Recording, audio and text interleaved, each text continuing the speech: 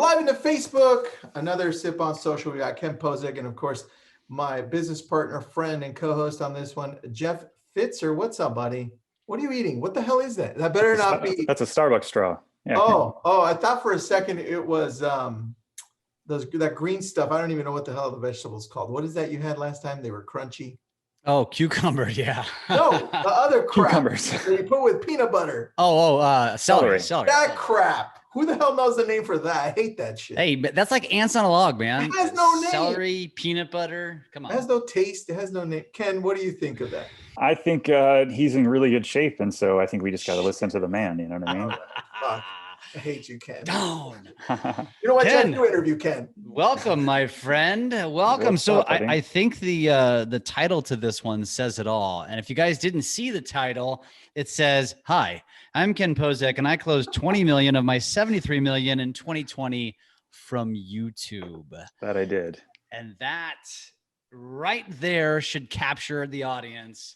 Ken, everybody wants to build a YouTube channel. Everybody wants to go out and create community videos and videos about their listings. And so we feel like you're kind of one of those guys that can give them that playbook. I think I've done a couple of those things. Yeah. So for those that don't know you, why don't you give a little quick intro to yourself? Because you're in Orlando, but you haven't been there forever. And so kind of give us back that background and where you are and where you've gone. Yeah, man. So thanks for having me. I'm originally from Detroit, Michigan. I got into business as an appraiser and like flipping houses in 2003. So I've been around for a minute. I built my team up to about $40 million in volume in Detroit through 2016. And then in like late 2016, my wife and I just picked up and we decided, why don't we go somewhere we actually would really love to live, which is Florida. And so, yeah, we started over late 2016. Last year, we finished out just shy of 200 units, the team and I finished out just under 200 units and about $73 million in business. A lot of that came from YouTube. And yeah, so I think that's what we're going to dive into today. How'd you track that? I mean, was it people saying, hey, we found you on YouTube, or is there a way you're tracking it that's less obvious? Yeah, so no, that's exactly it. So it was my lead gal, Paige. She helps manage all of our transactions, and she also is very, very tight on sources. And so basically, if I couldn't source it with a text or an email or a call that said, hey, we've been following you on YouTube for the past couple of years, we want you to be our agent, can you help us buy or sell, then it didn't count. And so there was lots of stuff in there, of the 21 million that came directly from YouTube, that was from, agent referrals, that those agents follow me because I'm on YouTube and because of what we're doing with video. There's a lot of other ancillary stuff that happens where YouTube was like second or third down the line, but it also helps grow. And so this year we're already at, we just passed $24 million closed and pending, and a third of that is from YouTube. So still crushing that. 1 month into the year. 1 month into the year, you're already there. So let me ask you this. Now, going forward, now that you've established yourself, how many other strategies do you execute in your business outside of YouTube? And what are they? Yeah, good question. So the rest of our business comes from agent referrals. We're super pointed on growing agent database business. And so trying to give as much value as I can via email and, just tips and tricks and, these kind of things, right? We get a lot of business, but we're very purposeful. We have a system behind it, just like everything else. That's our number one source. Number two is YouTube. 3 is our Sphere, and 4 is farming, like old school direct mail farming. We'll have to talk about that one off air, right, Tristan? Yeah, well, I want to know what you're doing right now to be able to grow your channel, because the last time I checked out the subscribers, it was less than 5,000. What the hell did you do? Yeah, not this morning. I think I checked, it was like 7,100. So in the past, yeah, we're gaining quick. I mean, it's like one of those things where it happens like slowly, then suddenly. I think I got over 100,000. I'm creeping up on 1 million views right now. So that's going to be exciting for me. A million views all together in your channel as a whole, or one specific video? All together as a channel. Yeah. Damn, man. But yeah, some of that stuff, it's funny. Like I did a video on Shaq's house like 2 months ago, and I had like 2,000 or 3,000 views within a couple of weeks. It was pretty normal for us. Then they peter off, and other videos start catching on. But he just sold his house a couple of weeks ago, and so all of a sudden, like that one caught fire. I got like 20,000 views in the past 3 days. So kind of funny how that stuff works. Is that the one that says celebration? No, not that one. No, that one. Let's go to video so we can see your latest one. Yeah, there you go. So Shaq, it's yellow, like 2 things down. By the way, 25,000 Shaquille views. O'Neal, for those that aren't in the know, Shaquille O'Neal, ex-NBA player, also an actor and all kinds of other stuff. Yeah. Nice. He's on TV, like all TV, all types of places. So anyways, yeah, that one's got 25,000 views. That's pretty crazy, dude. 25K on that one that you put 2 months ago. So tell me, Mhm. are you putting money behind these, or are you having them grow organically through mailing emails or posting them on social? What does that look like? What does a growth look like?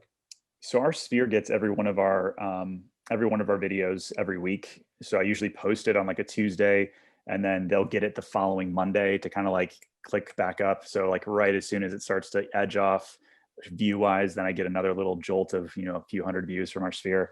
But that's it. I mean, really, we're not doing anything money wise, monetarily, in terms of ad spend behind any of them anymore.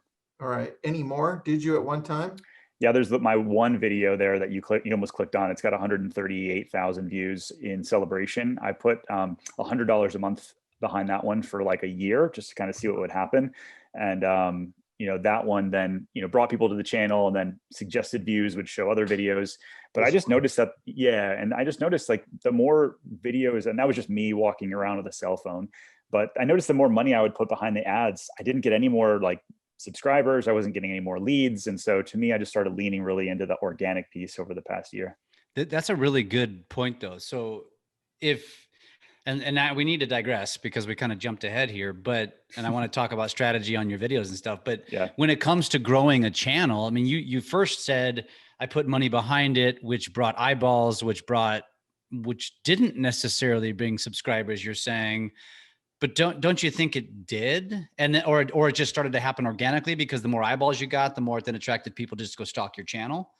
Yeah. So, I mean, as you guys know, like looking at the back end of YouTube, you can see all the analytics and like what videos people, you know, used as a jumping off point to subscribe to my channel. Yep. And so when I go back and I look at where the majority of them came from, it was 2% of the subscribers were from that video I was putting money behind. The rest of them were just from the organic stuff.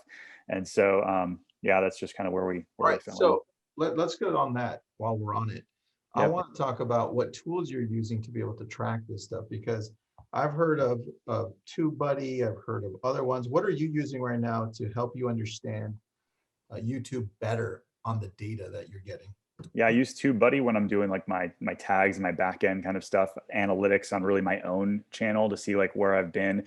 I really, you know, I stopped following other people, like other competition in my market, because it just got in my head too much. I started trying to copy their videos and trying to be more like them. And so TubeBuddy allows you to say like, hey, how's your channel doing compared to somebody else? And I just stopped all of that because I don't care. I'm trying to just kind of double down on who I am and what's working for me. Okay. But then I use keywords everywhere to figure out like the type of videos that we're going to do. So I use, you know, and you could do this for free by going to just google.com and saying like, what are people, you know, Orlando real estate. And then when Google finishes that phrase, what else are they searching, right? So if I type in Orlando real estate, it's going to give me 7 or 8 different things below it. And I'm going to shoot videos off that stuff, right? I also use like Google News alerts to figure out like what other stories are happening in Orlando. So, you know, if I need to piggyback off a story on a new park that's opening up or a new store that's opening up, I'll piggyback off that stuff based on local news. You know, that's interesting because do you use YT Studio? That's YouTube free. Studio, like the Yeah. built-in version. The app itself. Yeah, I do. I'm on my phone a lot. Perfect. That one's really, really good, man. And you It know, I is. talked to Borino. Do you guys know Borino? I know you know Jeff Borino. Yeah. You know Borino. Yeah, I'm actually on with him tomorrow. Okay, perfect. So he told me, I interviewed with him in the morning. He told me about this one, and I've never heard of it. It's called Morning Fame by a German analytics guy, specifically only for YouTube, and the pricing is super cheap, guys. It's like $12. Nice. But the cool thing of what it does is it gives them ideas as to what's ranking on SEO, kind of exactly what you said on Google, but it's specific to your specific niche and the YouTube analytics. So you might want to take a look at that one. I haven't taken a look at it yet, but I just heard it and I thought of you. It's called morningfa.me. Tristan, put that in the comments of this Yeah, that's webinar brilliant. on Facebook. All right. Let me, I got a question about that, Ken. So when it comes to keywords, which are insanely important, and as you mentioned, like you use these backup services to help tell you what you should be using. Do you find, so first of all, how many keywords per video? Are you maxing out your characters, which is like what, 500, I think? Mhm. And do you use, because I've heard this from other YouTubers, that it's not necessarily words as much as it is phrases. Yeah, that's important. So yeah, it's not just like doing a video on like Orlando, like, so if you're typing in your tags, it's Orlando real estate, Orlando homes for sale, Orlando realtor, Orlando new construction, Orlando, right? It's the phrases much more than it is like Orlando, enter separate word, right? Yeah, that's a really good point, and point of differentiation when you're building out your channel. Yeah. So anybody listening to that, what Ken said is, first of all, you can subscribe to some of these platforms. There's a bunch of them that'll give you advice, but you essentially can just go to Google, type a couple words. Google will finish the sentence for you. And whatever Google finishes the sentence with is Google telling you that's what people are typing in. And those are the phrases that you should be using when you're typing in your keywords, right? Yeah. And I think you can go a little overboard in how many you put in too. Like you're trying to tell YouTube like what this video is about. And so if you try to put in, 50 terms, like you're going to confuse it. Like, is your video really about all 50? Like if you're trying to like, dominate luxury homes, and you're, really not even talking about luxury homes in your YouTube channel, but you want to be known as that guy. So everything you put is Orlando or Dallas luxury homes. Like you're going to confuse YouTube. Like they're going to say, is this video about, interest rates, or is it about luxury homes? I don't freaking know. And then, you're going to screw up your algorithm. Good to know. That's good to know. And would you say that when it comes to the keywords, and we don't have to stay on this the whole time, but when it comes to keywords, would you have like blanket ones that you use every single time, like Ken Pozek, like your brokerage, like real estate Orlando, and then those are just always in there, and then you add niche ones per the video? Yeah, exactly. So I've got basically 4. It's like Orlando realtor, Orlando real estate, Ken Pozek, and Orlando homes for sale. Like those 4 always. And then I usually put in 3 to 5 other keywords that match the video, and that's it. Or key phrases, and then the rest match. I have a hack. I type in Tristan Ahumada on everything that I do on every platform. Then you're just crushes. I love it. Dude, no wonder you're doing so well. I was wondering what the hell happened. Yes. Ken, that's the hack of the day, buddy. Hack of the day. Let's take it away. So good. All right, let's talk about growth, man. Yeah. What have you pinpointed as, for you specifically, that has helped you grow your following and engagement the most in the last year, 2020? So I think understanding and asking my subscribers what they like and why they originally came to my site, and then just creating content around that, was kind of like an eye-opening kind of experience for me. Because it took like year 1, I had like 500 subscribers. Year 2, which was 2019, I got 1,000 subscribers. I was super stoked.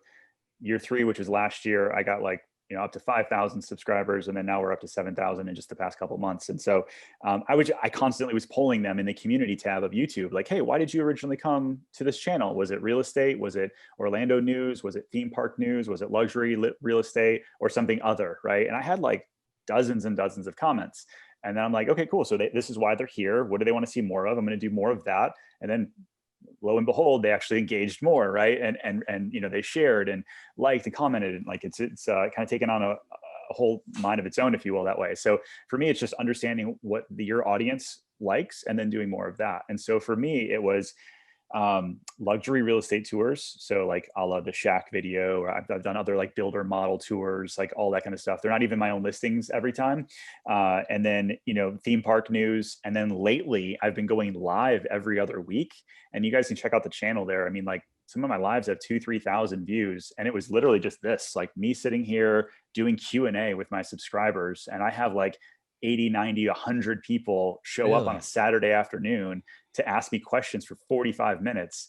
And it's a powerful thing that I don't see a lot of agents doing. Wow. It's like Clubhouse in a way. Interesting. Right. Yep. Interesting. So is there a certain number of, like, I feel like if I went live with my 330 subscribers, I'm going to be sitting there by myself. Probably. You know what? That's okay, because so I use Ecamm Live. I have a Mac, so you can only use it if you have a Mac. But Ecamm Live allows you to go into YouTube, Facebook, and other places simultaneously through Restream. And so this way, to me, like I went live last week into lab coats and into the YouTube of lab coats, into personal Facebook, everything. And I had like 200 people watching. I didn't know where the hell they were coming from, but it didn't make me feel like a loser, Jeff. So you can send it to places that will engage as well. And so now, like I have the YouTube live that went, I actually don't even know how many watched it live, but I went in later and I added a graphic to it. So now the live doesn't just look like a live, it has a graphic. It's like, oh, okay, it's a little better. Mhm. Would you put that one in the chat as well? In the Yeah, comments? definitely. Yeah, That's another good one for It's a anybody. nice wanting to nugget. know. Okay, so let's digress back to like the whole point of YouTube, which is long form video.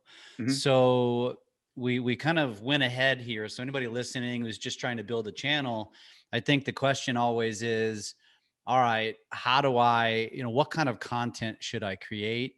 You went into a new market and said, you're not even the expert in said market, right? You didn't spend your entire life there. You don't know the ins and outs and the alleyways and the nooks and crannies.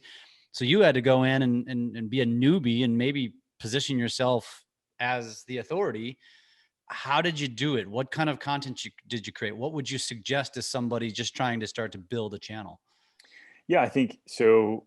For me, I was just too new to the area. I didn't really know all of the builders, all of the spec homes, pricing really, right? And so like, the old adage of real estate is like, hey, when you get in the business, preview as many homes as you can and you'll get to know the market, right? You get to become a pricing expert. So I just did that on camera. I went to every builder. It was literally me and a cell phone, like, and a gimbal. And it was like me just walking around. Hey, this is Ken Pozek, Keller Williams, blah, blah, blah, blah, blah. Like, my pitch has been more refined now, but at the time, this is what it was. And it was just like, I'd flip my camera around, walk them around, let them know what I'm seeing. And oh, by the way, this house is listed at $499. If you're thinking about moving to the area, new constructions for you, make sure you reach out. I'd love to be your agents, right? And then over time, your pitch gets honed, you get better on video. And so, yeah, my first 100 videos I shot within the first 3 months. And through that, I was able to, close a couple deals.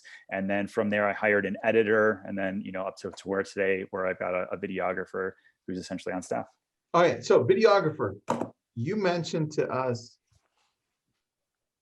dude, it must have been at family reunion where we were on stage. You said, I think it was then, you said, I have this videographer that shows up every Thursday. Is that right? Yeah, tell me about that.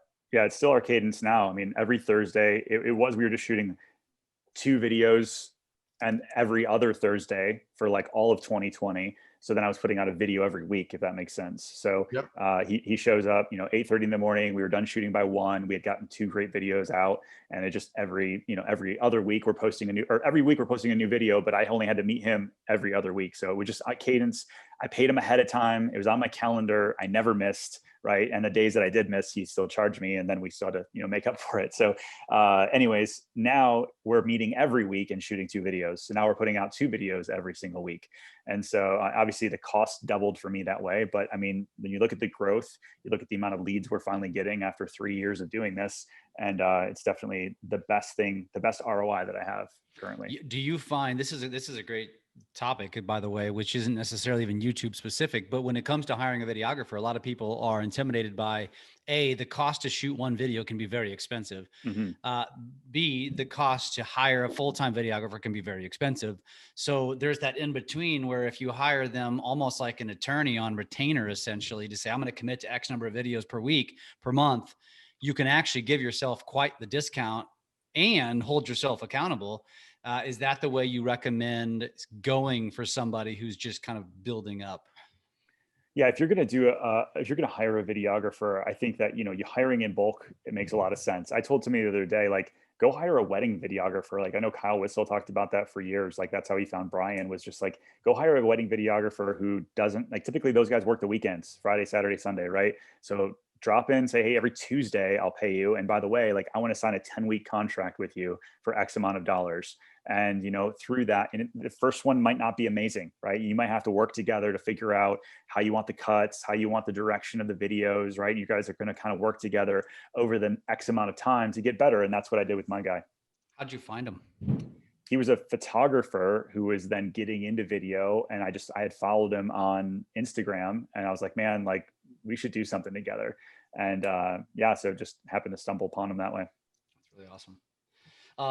So when it came going back to the videos that you did with the builders, I mean, not only is that really good, just general lead gen, you know, I guess you're really building up your, you know, you're building up you're building up your library of video, you're building up your video presence, your camera presence, you're practicing.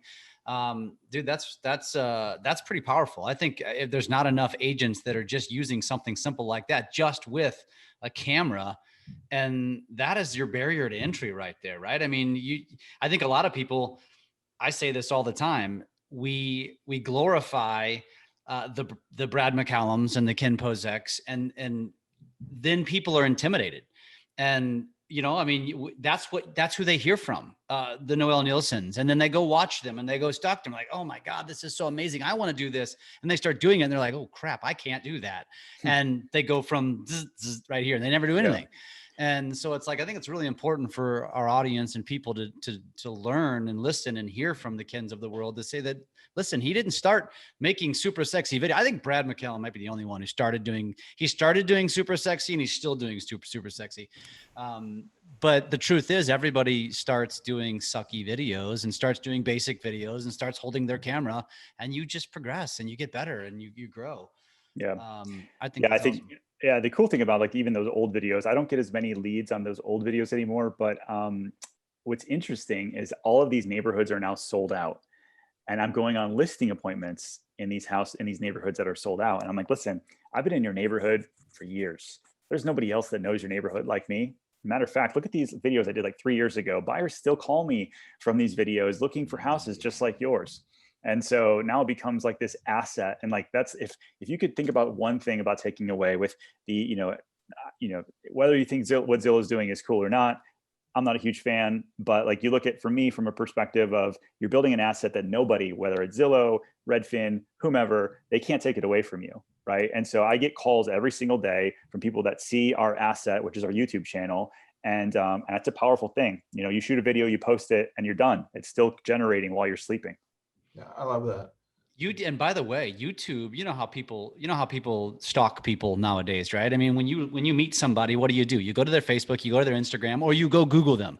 So even if you don't have thousands of followers on YouTube, but you create a library of content, you are creating that authority piece. So when somebody's shopping agents and they Google your name, and then they see this library and they see YouTube, and then they go there and they go down that rabbit hole of your content, like, that's winning, right? You use it, like you just said, you use it when you go to a listing appointment to say, look how badass I am, without saying it that way.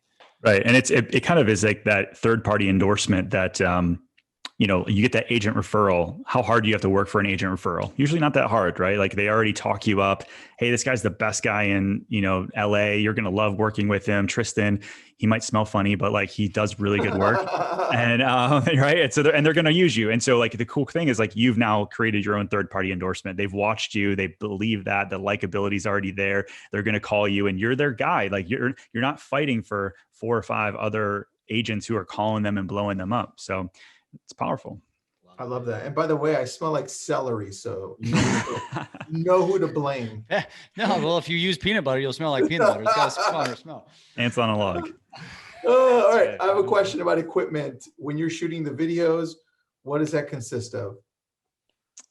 So we use the Rode Go mics, which are just so simple, like plug and play. They work really well, unless you're trying to work with 2 different people. Then we've got a separate system for that. But like you're trying to shoot with 2 people on camera, that's a little bit different.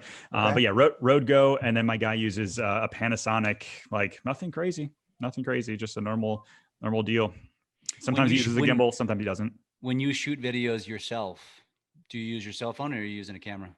I'm using my cell phone and a DJI. I still like the DJI One, which is like the gimbal Osmo that they had. They've come out with 2 since. The 2 feels really cheap. The 3 is just too many angles, and I always get myself tangled up. So the 1 is great. The 4 is great, by the way. If you want, there's a 4. Yeah, no, I didn't know. So I'm just still using the old one. 4 has been the best one, by the way. Okay, well, I'll check it out. So that one's good. And then can we just talk a little bit about the nano glove on the back there on your right?